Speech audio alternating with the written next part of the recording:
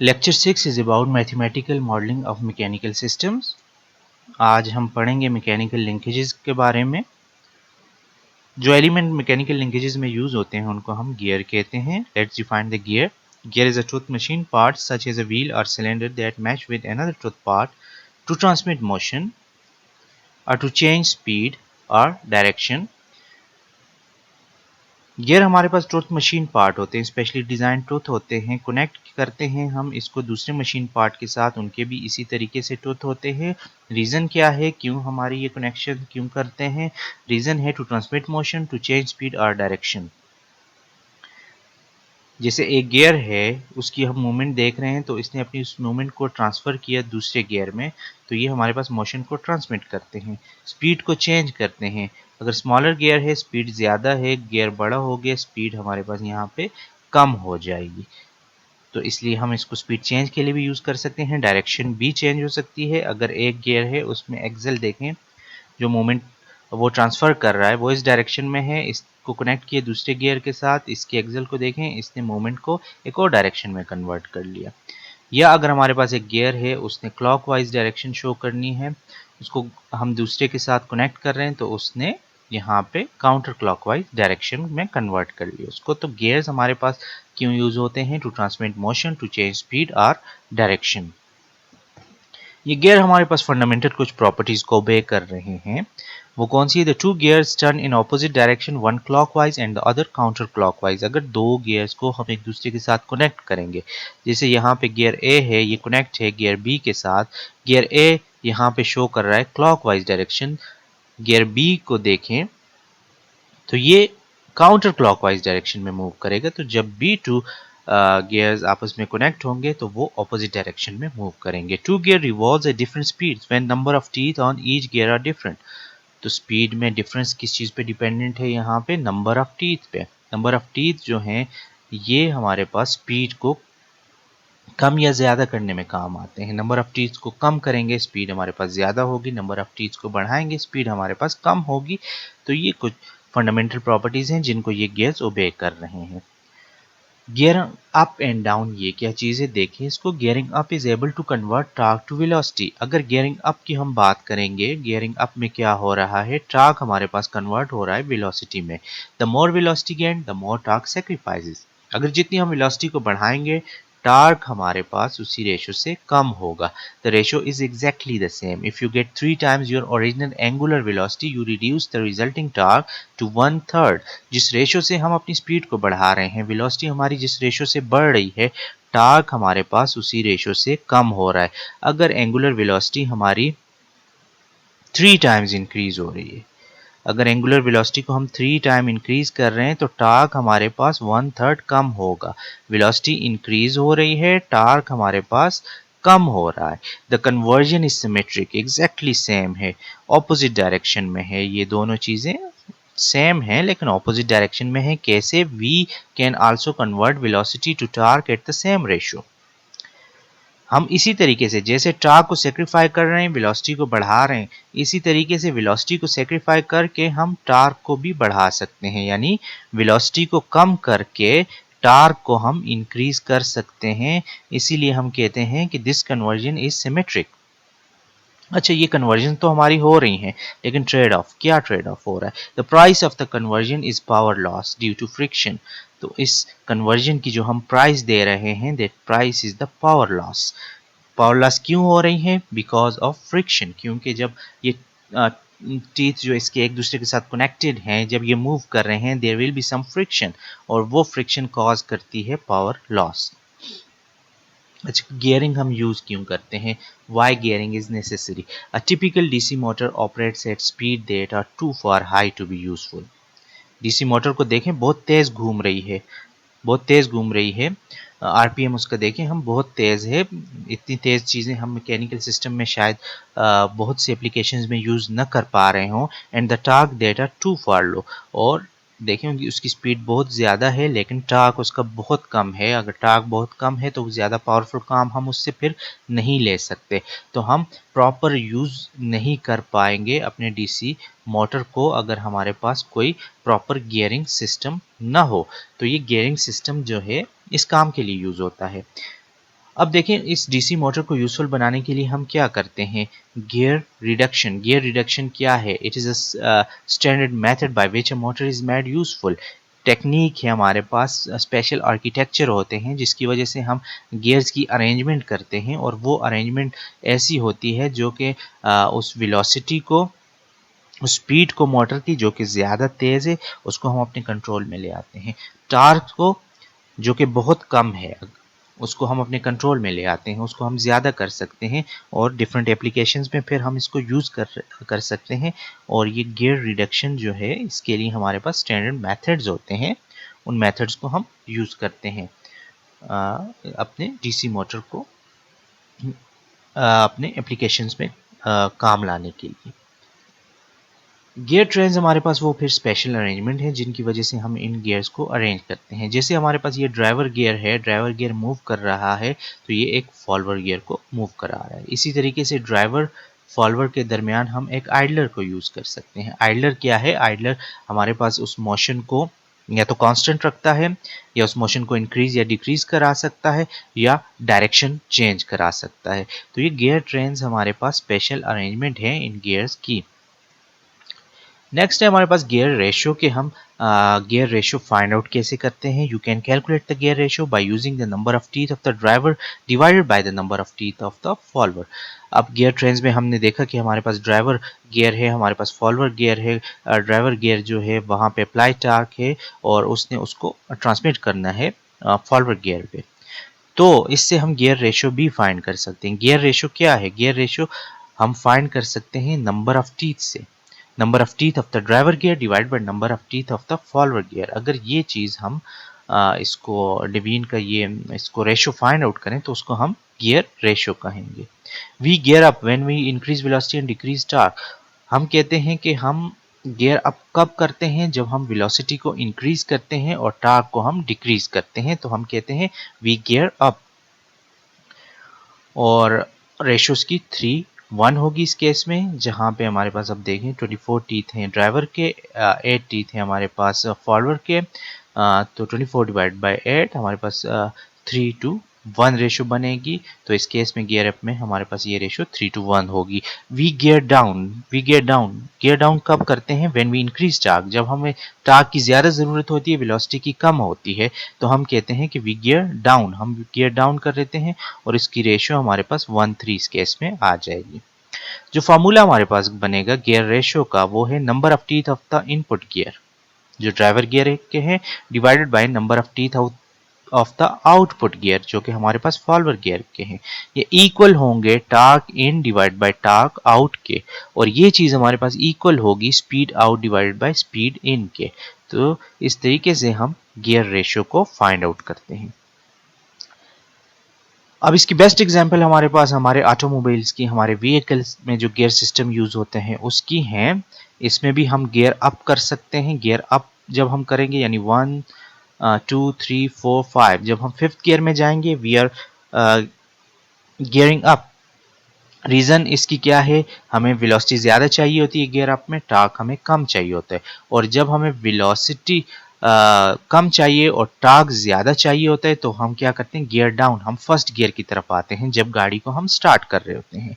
हो क्या रहा है यहाँ पे, इंजन से हमारे पास जो मूवमेंट आ रही है, ले शाफ्ट क्या है, उस मूवमेंट को ट्रांसफ़र कर रहा है। यहाँ पे देखें हमारे पास आइडलर गियर है, आइडलर गियर हमारे पास इस गियर सिस्टम के साथ लगे हुए हैं। अब यहाँ पे फर्स्ट गियर में अगर हम देखें, जब हम गियर डाउन कर रहे थे तो नंबर ऑफ टीथ हमारे पास बहुत ज़्यादा है, वेलोसिटी जो है इसकी हमारे पास कम होगी, लेकिन क्या है, टार्क इसका बहुत ज़्यादा होगा एज़ कम्पेयर टू गियर 2।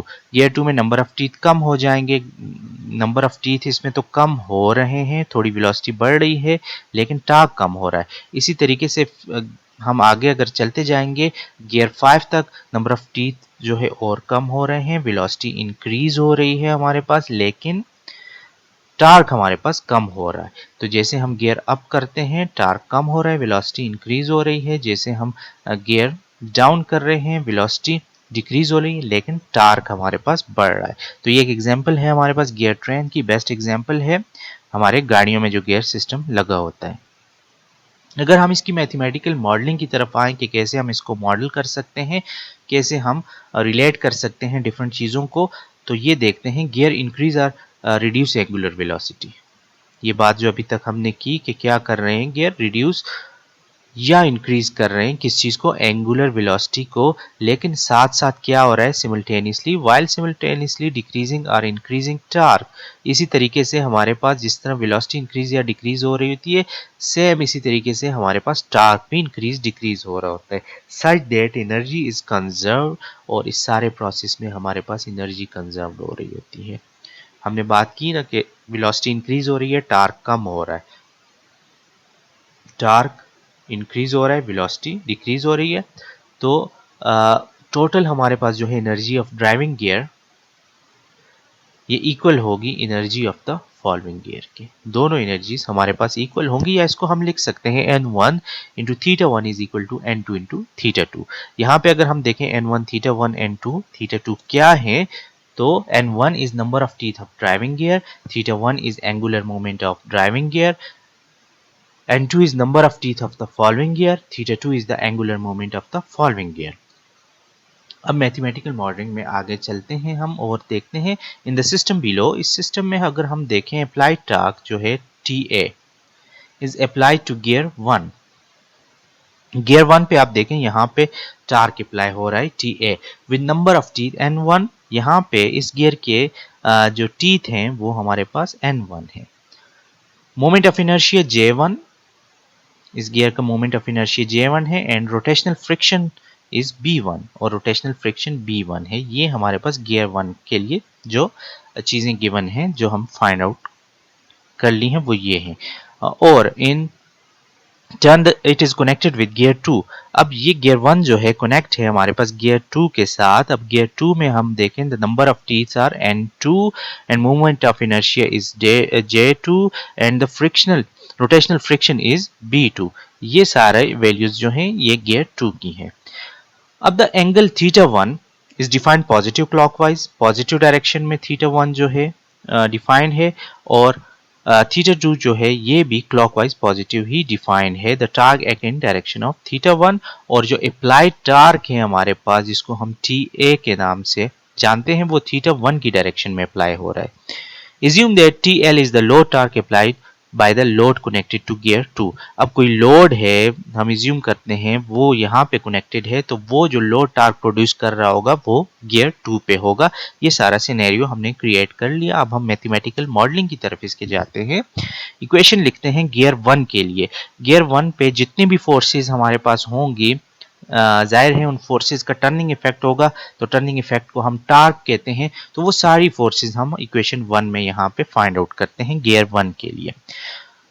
तो applied force, applied torque, turning effect जो है TA के नाम से हम उसको जानते हैं, यहाँ पे है वो, उसको हम देखते हैं कि वो इक्वल होगा हमारे पास जो फोर्स का टर्निंग इफेक्ट है J1, मोमेंट ऑफ इनर्शिया जिसको हम कहते हैं, उसके न्यूटन के सेकंड लॉ से हम देखते हैं कि J1 into theta 1 double dot, यानी कि थीटा 1 डबल डॉट का मतलब ये है एंगुलर एक्सेलरेशन, तो उसके साथ मल्टीप्लाई होगा। ठीक है, ये चीज हमारे पास आ जाएगी। इससे जो टार्क J1 से प्रोड्यूस हो रहा है, अब B1 को देखें जो कि फ्रिक्शन है, B1 से जो टार्क प्रोड्यूस होगा वो हम लिख लेंगे B1 theta 1 dot, theta 1 dot जो है ये हमारे पास वेलोसिटी आ जाएगी, और T1।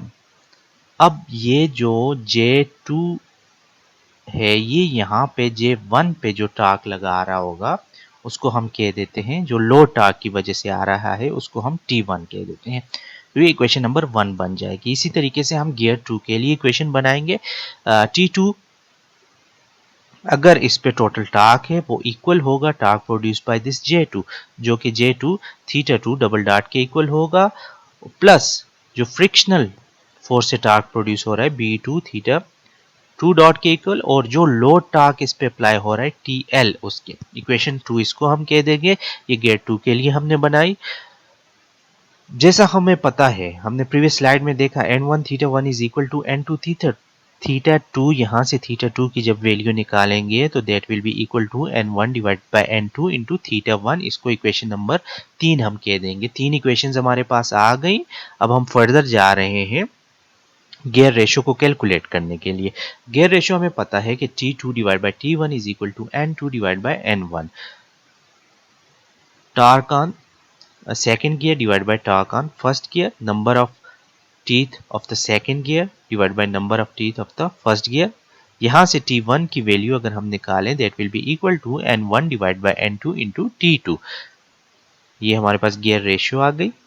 अब देखें यहाँ पे T1 की जो वैल्यू है ये अगर हम यहाँ से उठा के अपनी इक्वेशन नंबर 1 में लिख लें, इक्वेशन नंबर 1 में यहाँ पे हमारे पास T1 आ रहा था। अब उस T1 की जगह यहाँ पे हम ये गियर रेशियो से वैल्यू निकाल के लिख लेते हैं। ये वैल्यू आ गई। अब हम देखते हैं हमारे पास इक्वेशन नंबर 2 आई थी जो कि हमने J2 के लिए फाइंड की थी। हमने कहा था कि इस गियर पे, गियर 2 पे जितना भी अप्लाइड टार्क है वो हमने फाइंड आउट किया था, उसको हमने T2 कहा था। तो अब इस T2 को जो हमने वहां पे फाइंड किया था उसकी वैल्यू इक्वेशन नंबर 2 में वो यहाँ पे अगर हम लिख लें तो हमारे पास इक्वेशन ये बन जाएगी टोटल।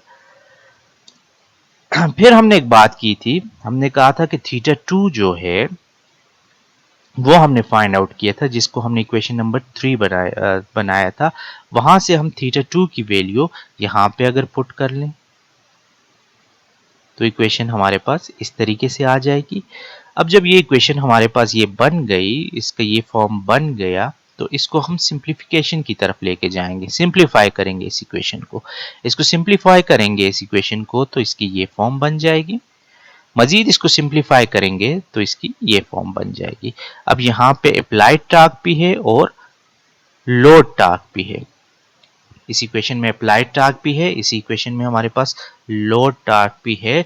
तो रिलेशन बन रहा है कि लोड का जो टॉर्क है और जो अप्लाइड टॉर्क है उन दोनों में हम रिलेशन बना सकते हैं। अब ये बन चुका है। अब देखें अगर इस टर्म को हम J इक्विवेलेंट लिख लें और इस टर्म को हम B इक्विवेलेंट लिख लें तो इक्वेशन जो है वो हमारे पास ज्यादा सिंप्लीफाइड फॉर्म में आ जाएगी। तो अब देखें यहाँ पे इस इक्वेशन में अप्लाइड टॉर्क और लोड टॉर्क का हमारे पास ये रिलेशन बन रहा है। ये TA जो है ये अप्लाइड टॉर्क है जो कि गियर फर्स्ट पे अप्लाई हो रहा है, और ये TL जो है ये हमारे पास लोड टॉर्क है जो कि गियर 2 पे होगा। और ये किस तरह एक दूसरे से रिलेटेड है ये इक्वेशन हमें बता रही है। अब अगर हम देखें, अगर गियर्स हमारे पास ज्यादा होते जाएं फॉर 3 गियर कनेक्टेड टुगेदर तो J इक्विवेलेंट और B इक्विवेलेंट किस चीज के इक्वल आएगा, ये चीजें हमारे पास इसी तरह होंगी और ये हम J3 तक जाएंगे। B इक्विवेलेंट में भी ये चीजें इसी तरह होंगी, B1 B2 और यहाँ पे B3 तक जाएंगे। तो इक्वेशन हमारे पास मैथमेटिकल मॉडलिंग जो है गियर्स की इस तरीके से हो जाएगी। ये होमवर्क है, यहाँ पे हमने इसी तरीके से अप्लाइड और लोड टॉर्क के दरमियान रिलेशन फाइंड करना है। Drive relation between applied torque Tm, यहाँ पे Tm हमारे पास अप्लाइड टॉर्क है and load torque is TL।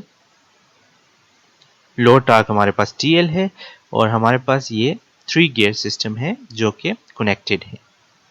ठीक है, ये 3 गियर्स हमारे पास कनेक्टेड हैं, अप्लाइड टॉर्क है, लोड टॉर्क है, इसके दरमियान हम इसी तरीके से रिलेशन फाइंड करेंगे। एग्जाम्पल है हमारे पास ये ओगाटा 5th एडिशन की बुक है, उसकी सॉल्व एग्जाम्पल है। ये हमारे लिए होमवर्क है, इसको हम देखेंगे।